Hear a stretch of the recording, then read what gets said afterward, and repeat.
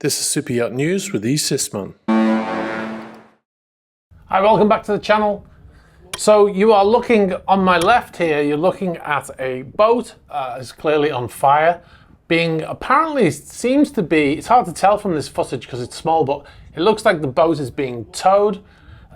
Most likely, boat is being towed away from a marina maybe. This is from Bodrum in Turkey. Bodrum is a place where quite a few Russian yachts are currently located, although it's completely unrelated. I just thought I'd point out whereabouts in Turkey it is. And this happened, this was sent to me yesterday, and if you know more about this story, please get in touch, because we couldn't find anything online other than this video which was posted on Instagram. So anyway, we'll move on.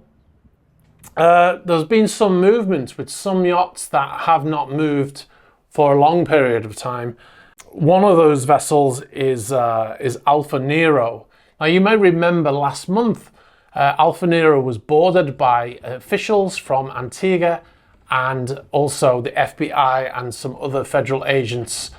The vessel's been in Antigua in Farnborough Harbour, I believe it is, and the vessel's been there for a long time.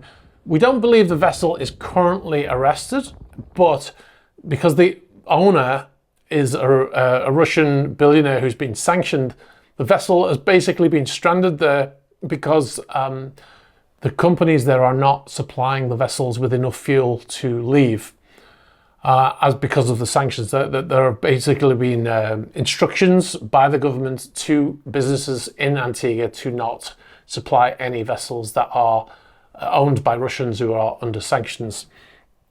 Now this vessel, there hadn't been any movement in terms of AIS. I monitored the AIS, and all of a sudden we got some updates, numerous changes of AIS updates, multiple notifications, should I say.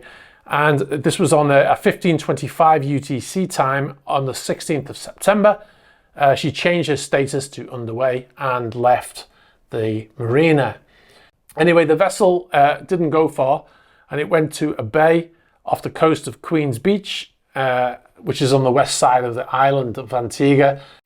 Now, another vessel that has done the same thing is Le Grand Bleu. Now, I mentioned in the previous video that Le Grand Bleu would suddenly had some updates from her AIS. We reported last month that she'd changed her flag state from Bermuda to Sierra Leone. Because they hadn't updated their AIS, it still showed the old flag until the 16th of September. They also left the same day from Ponce in Puerto Rico, and they headed south, and they went basically halfway to Venezuela. And then the AIS was on and off the whole time. It was dropping off for hours and then coming back. And now they are basically just sort of going back and forth down there. Just looking at it from that point of view, it all sounds a little bit strange because, of the behavior. The vessel leaves after months and then it just heads to nowhere, and it's just going back and forth, as you can see from the AIS data here. But the reason, most likely the reason, is that there is a tropical storm heading to Puerto Rico, and it's just been upgraded actually to a Hurricane Fiona, I think it's called now. And they're expecting it to drop 20 inches of rain in Puerto Rico. So that's a big worry, and that's the reason why we think both of these vessels have left their mooring, but I believe they will be returning to those places once it's safe to do so. All right, now you may remember last month we covered the fire on a brand new ISA yacht called Aria SF. This vessel had just been delivered to her owner after 3 years of being built. The owner had been in possession of the vessel for about a week, and they were in Formentera in Spain, and the vessel caught fire, and it was very dramatic, lots of video footage, because it was in a very popular anchorage with lots of boats all around. And we posted the video on here. You could see the crew being rescued by small boats, and the fire just completely out of control. Now, there were seven crew on board and 9 guests at the time of the fire. They were all rescued, and there were no injuries apparently, which is fantastic because that was a big fire. Yeah, the vessel is reportedly owned by Italian tycoon Paolo Scudieri.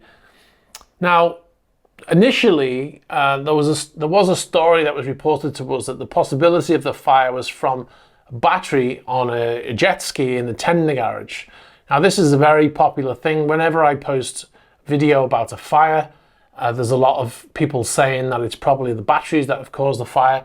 Now, most of the vessels I've worked on, and some of them have been brand new, very few of them have any lithium batteries on, although I know that they're becoming more frequently used now. However, this theory seems to have been ruled out, and the fire, it seems, possibly came from the HVAC system on board, so the air conditioning system. And what compounded the issue is after the fire started, the high fog system, the sprinkler system on board that most vessels have now, the high fog, high pressure system, did not activate.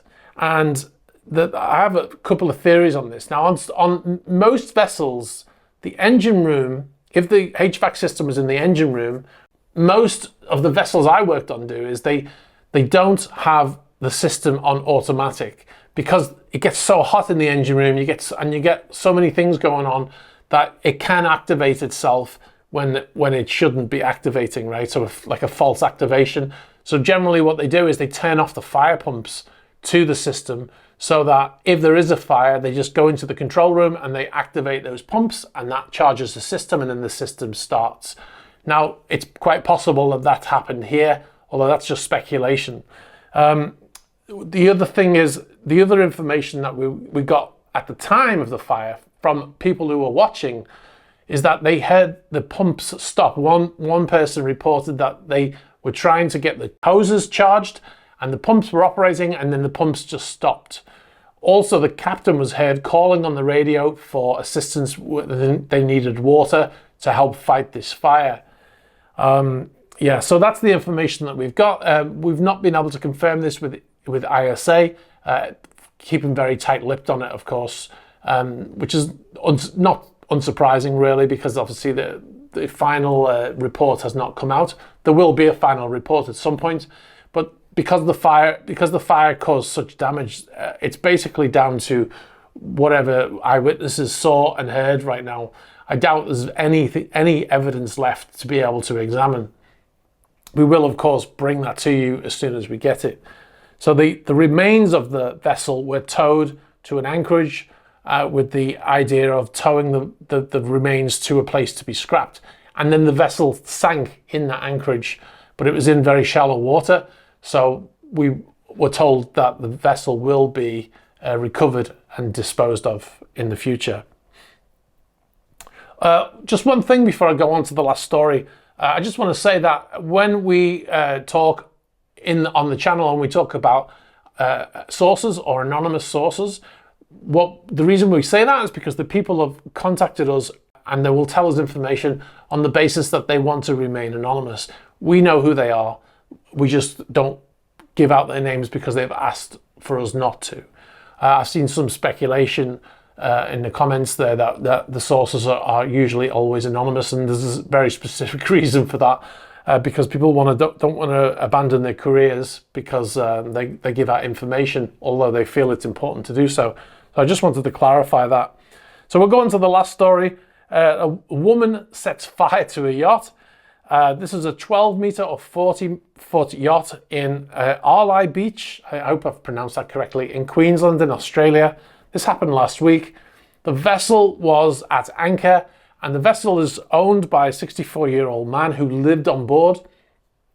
The woman, who's 54 years old, reportedly assaulted the man earlier in the day.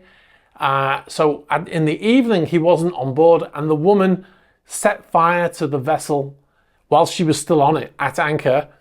And then she had to jump overboard to save herself because of the fire, of course. You can see the video footage here of the fire. So the woman who jumped overboard, she was later rescued out of the water. And obviously this is at night as well, but she has been charged with arson by the police. All right, guys, I'm going to leave it there. As for tomorrow, is of course the Queen's funeral tomorrow, so there will definitely not be a video tomorrow, hence I'm doing it today instead. If you've got any information about any of these stories, and there's quite a few open stories here today, so if you've got any information about these, the fire in Bodrum, or any of the other stories, please get in touch in the normal fashion. You can get us through the About page of the YouTube channel, you can get us on Instagram, on Facebook Messenger, and you can also get us on Threema. Be sure to like this video, hit the subscribe button, and hit that bell for future notifications. Very important that if you enjoyed the video, to hit that subscribe button, because it tells YouTube that you approve of the video and they share it with more people. Oh, just one other thing. Be sure to watch my latest video that's just come out. It's called The Phantom Vessel Free in EU while Mothership Arrested in London. It's more of a feature, but there's a lot of topical information in there about the sanctions and about this owner and about his 2 yachts in Imperia in Italy, beautiful place in Italy. I've noticed that not that many people have watched the video, which is a bit of a mystery to me because, you know, every video I do generally gets, you know, a couple of 100,000 views, but this one's been out for all weekend and it's only on 51,000 views. So I'm a bit puzzled about that one. But yeah, be sure to check it out and let me know what you think below. All right, thanks very much for watching and I'll catch up with you soon. Bye-bye.